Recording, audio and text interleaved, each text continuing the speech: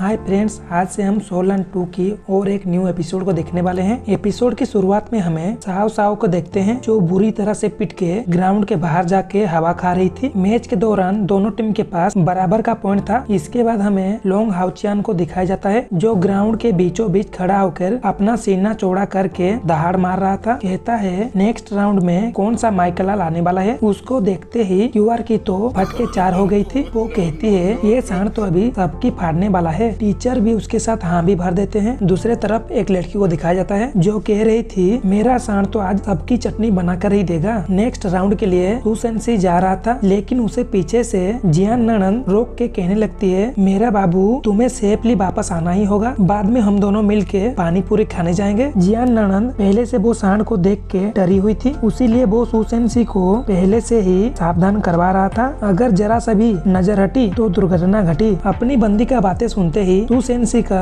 Battery full charge हो जाता है। उसे देखकर लगता था कि अभी वो जाकर वो सांड को पकड़कर सर्कस के अंदर छोड़ने ही वाला है। दोनों बंदे आमने सामने आ गए थे। तभी रेफरी फाइट को शुरू कर देते हैं। लोंग हाउचियान पहला हमला कर देता है लेकिन सुसेनसी अपने शील्ड से खुद को प्रोटेक्ट कर लिया था। इन दोनों के बीच लगी तेरी लगे मेरी चालू हो गई थे। ये दोनों एक दूसरे को सप्रेस करने के लिए अपनी पूरी कोशिश कर रहे थे लेकिन यहाँ पर लिंग थोड़ा सा भारी पड़ते हुए सुसेनसी को मार मार के उसकी नानी की याद दिला देता है। सुसेनसी खुद को प्रोटेक्ट करने के लिए शील्ड का इस्तेमाल कर रहा था, फिर भी लात घूसों की कमी नहीं हो रही थी। यहाँ पर सुसेनसी को कपड़े की तरह लिंग धोए जा रहा था। तभी सुसेनसी लिंग के चारों तरफ बहुत बड़ा बड़ा शील्ड खड़ा कर देता है। उसे लग रहा था लिंग इसके बीचों बीच फंस के रह जाएगा, लेकिन भाई साहब लिंग तो लिंग है। वो तो 2-4 पंच में ही वो शील्ड को चकनाचूर कर दिए थे। ऐसा लग रहा था किसी हाथी के नीचे कोई सुअर चलाया हो। फिर वो सुसेनसी के ऊपर हमला कर देते हैं। सुसेनसी बचने की कोशिश करने के बाद भी उसके चेस्ट के अंदर क्रैक्स पड़ने लग जाते हैं। इतना इंजर्ड होने के बाद भी एक पावरफुल पंच लिंग को भी जड़ देता है, जहाँ पर लिंग की भी हालत हो जाती है पूरी खराब। लोंग बेचारा इससे गुस्सा होकर अपने सारे सोल रिंग्स को रिलीज करने लगता है। अपना डेमोनिक अफसर टायरिन पावर को एक्टिव करके वो फिर से सुसेनसी के ऊपर हमला कर दिए थे, जिसके कारण सुसेनसी को पता ही नहीं चल रहा था साला आ कहाँ रहा है, पिट कहाँ रहा है और बंदा जा कहाँ रहा है। सुसेनसी की मुंह से खून की नदियां बहने लगती है। तब भी वो हार मानने की नाम तक नहीं ले रहा था। ये देख के लिंग को बहुत ही गुस्सा आ रहा था, कह रहा था ये साला गधा कौन सा चक्की का आटा खा रहा है भाई। तभी लोंग अपनी खतरनाक वेपन से हमला कर देता है लेकिन सुसेनसी अपनी 6 सोल रिंग वन चोबू को इस्तेमाल करके डिफेंस करने लगते हैं। ग्राउंड के चारों तरफ अपनी पावर को रिलीज करके एक अलग ही ट्रैप सेट कर दिए थे। इसके बाद सुसेनसी लोंग के ऊपर एक नेक अटैक कर दिया था। ये सब तो देखने के बाद लोंग भी घबराने लगा था। इससे बचने के लिए लोंग भी अपनी हर सोल स्किल इस्तेमाल कर दिए थे। इन दोनों की पावरफुल मूव टकराने के बाद एक बड़ा सा ब्लास्ट होता है, जिसके कारण दोनों जाकर बहुत दूर गिर गए थे। तभी रेफरी आकर लोंग को